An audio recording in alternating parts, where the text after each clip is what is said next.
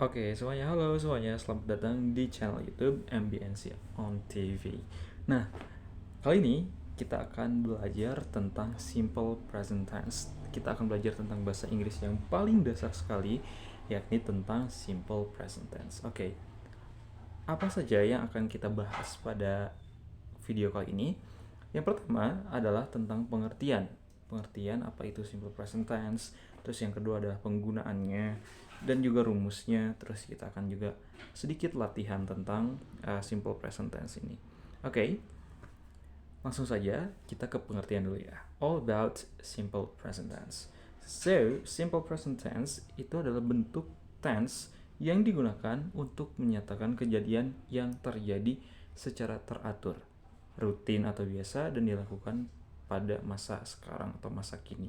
Jadi kalau kejadian itu menjadi apa ya, kejadiannya rutin terjadi terus juga jadi kebiasaan, itu pakai simple present tense. Oke, ke penggunaan itu nyambung ya. Yang pertama adalah simple present tense digunakan untuk menyatakan kebenaran atau fakta umum. Contohnya ini ya. Indonesia is a tropical country. Indonesia merupakan negara tropis. Itu fakta ya. Indonesia has two seasons. Indonesia dua uh, punya dua musim. Musim hujan, musim kemarau. Seperti itu ya. Itu fakta umum. Terus matahari terbit dari timur, matahari tenggelam di barat, itu menjadi fakta umum, dan itu menggunakan simple present tense ya dalam bahasa Inggris. Terus yang kedua adalah simple present tense digunakan untuk menjelaskan suatu kebiasaan atau aktivitas sehari-hari. Contohnya, I always wake up at 5 a.m. So, di sini saya selalu bangun pagi ya. Saya selalu bangun pada jam 5 pagi.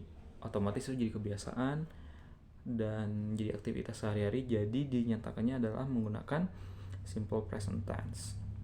So the next one is simple present tense berfungsi untuk membuat pernyataan sederhana yang berlaku kapan saja ataupun bisa yang tidak general, seperti itu ya, dengan menggunakan verb be. Contohnya, she is really pretty, she is beautiful, he is handsome. Itu ya pernyataan sederhana menggunakan verb be. Terus yang terakhir adalah simple present tense digunakan untuk membicarakan aktivitas yang terjadwal di masa depan namun memiliki jangka waktu tertentu. Jadi contohnya ini, the train leaves at the station at 10 a.m. this morning. Ini misalnya kita bicaranya ini pukul 7 ya. Tapi kan si keretanya akan berangkat pada jam 10 pagi gitu ya.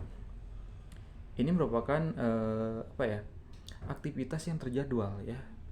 Karena jadwalnya memang si kereta apinya akan meninggalkan stasiun pada jam 10 pagi. Itu memang sudah jadwal dari sananya. Jadi kita menggunakan simple present tense walaupun belum terjadi seperti itu ya. Karena kita misalnya bicara sama temen jam 7 tapi kereta berangkatnya jam 10, tetap itu menggunakan simple present tense ya.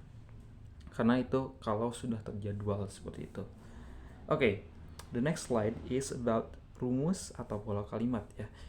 Kita akan belajar tentang pola kalimat nominal, verbal, baik dari kalimat positifnya atau negatif, dan kalimat tanya. Oke. Nah, ini dia. Mungkin ini enggak diajarkan di sekolah sih sebenarnya, tentang kalimat apa itu kalimat nominal, apa itu kalimat verbal, jarang sekali ya diajarkan.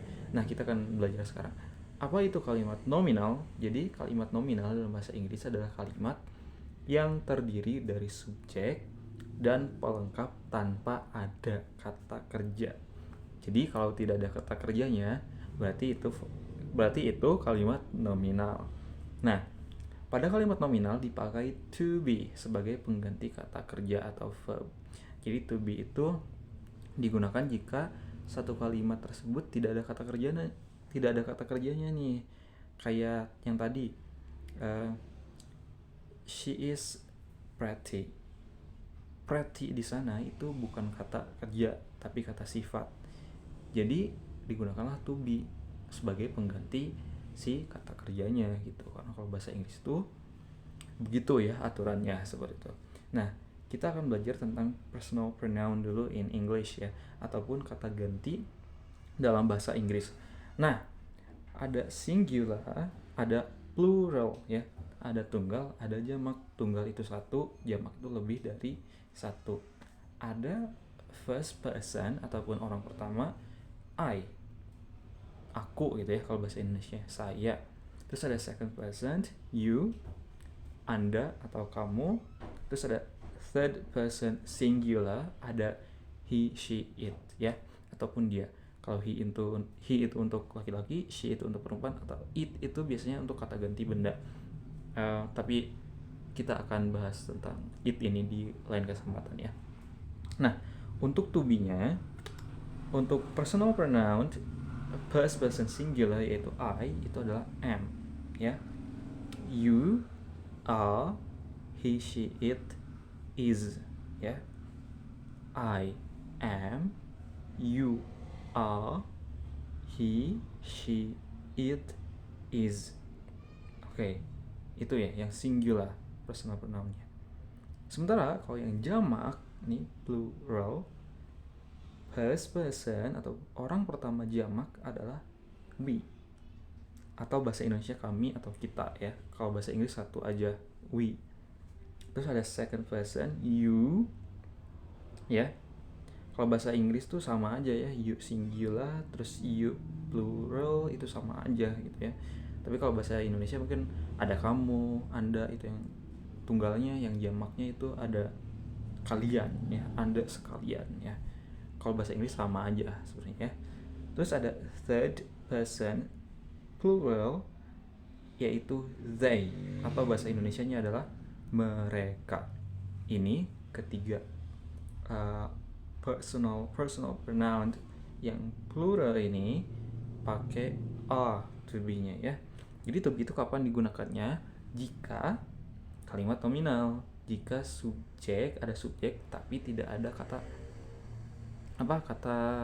kerjanya seperti itu. Jadi dipakailah to be sebagai pengganti kata kerja. Kita akan ke latihan soal dulu. Mohon maaf ya, ini agak PPT-nya agak melencong sedikit ya, tapi tidak apa-apa. Seperti itu ya. Contoh penggunaannya ini untuk kalimat positif ya. Kalimat positif itu cara penggunaannya ataupun rumus kalimatnya adalah subject plus plus to be, okay, plus complement ya. Misalnya, saya Alvin. I am Alvin. Dia ganteng. He is handsome. Ngomongin diri sendiri ya. Nah, di sini kita bedah ya. Saya Alvin. Dalam bahasa Indonesianya pun ini tidak ada kata kerja ya. Langsung nama orang gitu. Jadi kalau sudah subjek itu nama orang ataupun nama apapun ya, nama tempat gitu ya, itu pakai to be ya. I am Alvin. Dia ganteng. Nah, ganteng itu bukan kata kerja tapi kata sifat ya. Kalian tahu gak kata sifat itu yang kayak gimana? Kayak ganteng, cantik, tinggi, terus juga jauh, dekat, itu adalah kata sifat seperti itu ya. Jadi menggunakan to be karena nggak ada kata kerjanya. He is handsome. He itu to be-nya is handsome. Nah, untuk yang kita lihat dulu ya. Oh ya, ini juga kita bisa contraction ya, atau di apa ya? It can be contracted. Bisa disingkat gitu ya. Kalau I am itu I'm, I apostrophe am, I am, I'm Alvin is handsome. Tapi ini ingat ya, kalau yang disingkat seperti ini kayak I'm Alvin itu biasanya digunakan untuk yang informal saja. Kalau kalian nulis surat ataupun texting atau chat ke teman tuh boleh disingkat ya. Tapi kalau untuk yang resmi-resmi nampaknya jangan disingkat ya, gitu ya, lebih baik jangan disingkat, ditulisnya lengkap saja. Oke, itu untuk kalimat yang positif. Bagaimana nih yang kalimat yang negatif ya? Sebentar. Kalau kalimat yang negatif itu mudah banget ya. Kalimat negatif di sini subject plus to be plus not plus complement. Complement itu apa sih? Oh ya, complement itu adalah pelengkap ya. Pelengkap itu bisa kata sifat ataupun kata benda. Pokoknya selain kata kerja ya. Bisa adverb juga ya, complement itu. Saya bukan Alvin. I am not Alvin. Bisa disingkat I'm not Alvin ya. I'm not Alvin. Sudah to be itu not ya. I am not Alvin. Dia tidak ganteng. He is not handsome ya. He ini bisa juga disingkat. Maaf. Bisa disingkat ya. He isn't handsome. He is not handsome. Is not itu disingkat jadi isn't ya. is and apostrophe t, isn't. Itu bisa disingkat ya. Jadi sekali lagi, kalau kalimat positif itu subject plus to be plus complement. Kalau kalimat negatif subject plus to be plus not plus complement. Itu ya, tinggal tambahin not aja ya di setelah to be-nya kalau negatif itu. Nah, bagaimana kalau kalimat tanya nih ya kan? Kalimat tanya itu sebenarnya tinggal dari kalimat positif itu to be-nya dipindahin aja sebelum si subjeknya. Jadi to be-nya dulu baru subjeknya. Misalnya, apakah kamu kayak Alvin?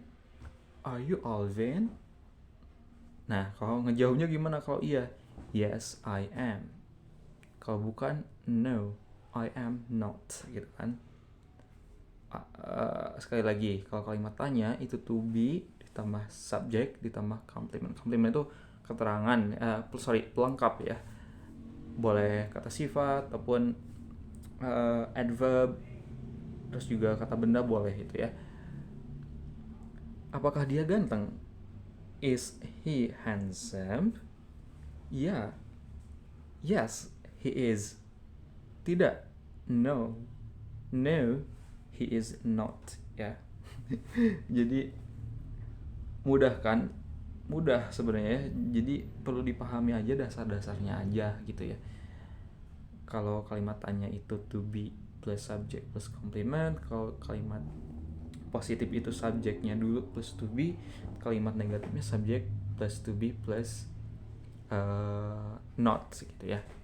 Oke, kita ke next explanation ya. Oke, kita akan belajar tentang pola kalimat verbal ya. Tadi ada nominal, ada verbal. Verbal dan nominal perbedaannya apa? Kalau verbal itu ada ordinary verb atau kata kerja biasa atau kata kerja dasar gitu ya. Jadi setelah subject itu ada verb ya. Ordinary verb. Oke, contohnya kayak learn, cook, and study. Oke, kita next saja. Oke, contoh penggunaan dari kalimat verbal ini ya. Kalimat positifnya subject plus verb 1 plus object. Nah, kenapa saya kurungin objeknya? Karena gak selalu si kata kerja itu butuh objek. Contohnya, menangis. Saya menangis. Apakah butuh objek? Tidak. Ya, itu intransitive verb ya. Ada yang transitive verb yang butuh objek seperti itu. Kalau intransitif itu tidak butuh objek sama sekali. Ada itu dalam pelajaran bahasa Indonesia ya, ingat-ingat lagi itu. Nah, contohnya, saya belajar bahasa Inggris tiap hari. I learn English every day. Oke. Nah, Salah satu ciri dari simple present tense ini biasanya ada kata every day, every week, every Monday, every Tuesday, uh, usually, always. Itu biasanya pakai simple present ya. Oke, next contoh yang kedua adalah dia memasak spaghetti. He cooks spaghetti. Gimana sih cara mengucapkan spaghetti itu? Boleh di komen ya. Nah, tapi kenapa ini cooks tidak cook ya? He cook. Kok kenapa gak he cook? Kok ini he cooks? Kan kata kerja asalnya itu cook ya. Jadi khusus untuk he, she, it dan singular form kata kerjanya ditambah s atau es gitu ya. Jadi kalau kata personal pronounnya he, she, it, terus ataupun ada yang bukan personal pronoun tapi bentuknya tunggal, itu sih kata kerjanya tuh wajib pakai s atau es ya. Kenapa gitu ya gak tahu ya, karena bukan saya yang menciptakan bahasa Inggris seperti itu ya. Jadi contohnya he cooks ya, salah, he cook harus ada s ya. Kalau s itu setelah konsonan, kalau es itu biasanya untuk yang kata kerjanya itu berakhiran vokal gitu. Contohnya lagi, she goes to Bandung ya, bukan she go to Bandung, tapi she goes to Bandung ya. It helps me a lot.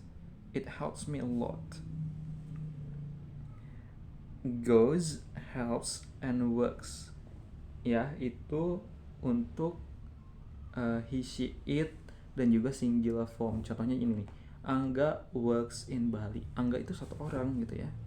Kita membicarakan Angga, dia tuh orang ketiga, maksudnya bukan orang ketiga dalam hubungan kita ya, tapi orang ketiga dalam pembicaraan. Jadi otomatis itu harus pakai kata gantinya jadi he ya, karena laki-laki. Kalau perempuan she, ditambah kata kerjanya itu works ya, work tambah s, works in Bali.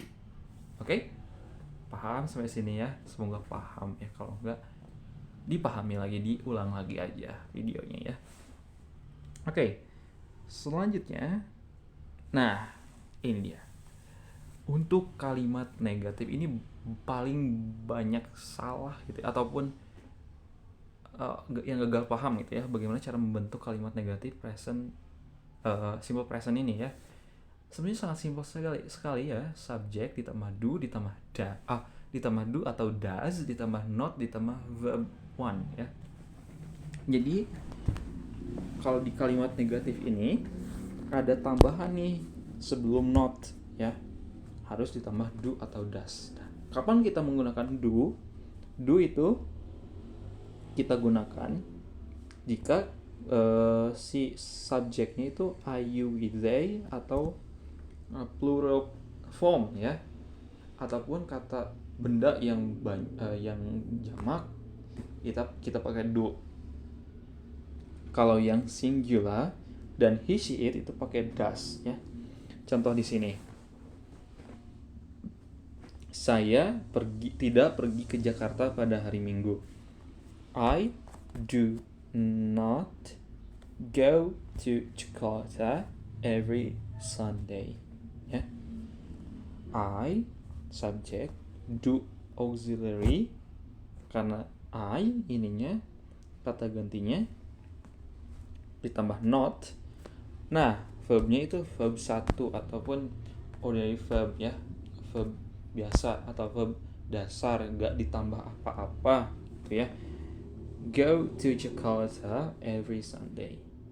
Contoh yang kedua, Anita tidak bekerja pada hari Sabtu. Anita, karena ini orang ketiga tunggal, jadi she kan. Nah, she itu ditambah does. Anita does not work on Saturday. Ya, does not work. Nah, si work-nya itu jangan dipakai s lagi ya. Karena udah ada does nih, pakai s nih, does. Jadi work-nya itu tetap aja work gitu ya, nggak ditambahin apa-apa. Contoh lain, Alvin tidak berbicara bahasa Jerman. Mohon maaf, PPT-nya kepotong. Alvin does not speak German. Nah, ya. Alvin kan he ya, kita ngebicarain Alvin nih. Orang ketiga. He does not speak German ya. Kalau Alvin berbicara bahasa Jerman, positifnya apa? Alvin speaks pakai s German ya. Speaks German. Kalau negatifnya Alvin does not speak German. Si speak-nya ini jangan dipakai s lagi ya, karena udah does ya. Oke, kita ke kalimat interrogative ataupun kalimat tanya ya. Untuk kalimat tanya sebenarnya mirip-mirip sih. Mirip-mirip sama yang kalimat nominal tadi, tapi dibalikin pakai do ya awalnya. Jadi do atau does ditambah subjek ditambah objek ya. Karena kalau si kata kerjanya perlu objek ya. Contoh, apakah Shiva belajar bahasa Inggris? Does Shiva learn English? Jawabannya ya. Yes. Yes. She does. Tidak. No, she does not. Ini yang paling ini ya. Kalau pertanyaannya do atau does, jawabnya juga harus pakai do atau does. Does Shiva learn English? Yes, she does. No, she does not. Does Alvin speak German? Yes. Yes, ya, mohon maaf. Yes, he does. No, he does not. Jadi itu kalau ikut ya, kalau pertanyaannya do atau does, si jawabannya juga pakai do atau does gitu ya. We gak perlu yes, Shiva learns English, gak perlu ya. Kalau di bahasa Inggris tuh cukup yes she does. No, she doesn't. Ya. Terus apakah mereka berbicara bahasa Perancis? Do they speak French? Kalau jawabannya ya, yes, they do. Kalau jawabannya enggak, no, they do not. Oke. Nah, kalau sama kayak tadi yang kalimat nominal I am itu bisa disingkat jadi I'm. Nah, si do not ini juga bisa disingkat jadi don't. Does not itu bisa disingkat jadi doesn't ya. Don't, doesn't. Jadi misalnya do they speak Sundanese? Yes, they do. No, they don't. Biasanya ini kalau disingkat itu di di informal ataupun di ya kita speaking mungkin kita kan harus cepat ya. Kalau native itu enggak yes they do, no they do not, tapi no they don't, yes they do. Kalau untuk sehari-hari itu gak apa-apa ya disingkat, tapi kalau untuk di kayak ya di tulisan resmi ataupun di speech yang resmi itu pakainya ya lengkap saja ya, supaya terlihat bahwa ya nggak terkesan informal seperti itu ya. Oke. Kita akan langsung ke latihan. Nih ada latihan nih. Jadi ini ada 5 soal. Kalian jawab aja di kolom komentar. Jadi mana yang benar nanti kita lihat ya sama-sama. Saya tidak belajar bahasa Belanda. Nih saya kasih contoh yang nomor 1 ya. Saya tidak belajar bahasa Belanda. Karena ini ada belajar itu kata kerja, jadi pakai ini berarti kalimat yang verbal. I do not learn Dutch. Gitu ya. I don't learn Dutch. Terus kamu orang Indonesia. Nih, nomor 2 kan ini beda nih. Ini kalimat nominal ya. Yang pertama kalimat verbal. Oke. Tulis jawaban kalian di kolom komentar ya, jangan lupa. Dan sampai di sini pembelajaran kali ini, semoga bermanfaat bagi kalian. Semoga menambah wawasan juga, semoga bisa membantu kalian memahami tentang simple present tense. Oke. Jika saya berkata salah ataupun pronunciation-nya belum benar ya, kita sama-sama belajar, oke? So, see you on the next video. Thank you. Jangan lupa di subrek, komen, di share juga. Wassalamualaikum warahmatullahi wabarakatuh. Dadah. Ciao.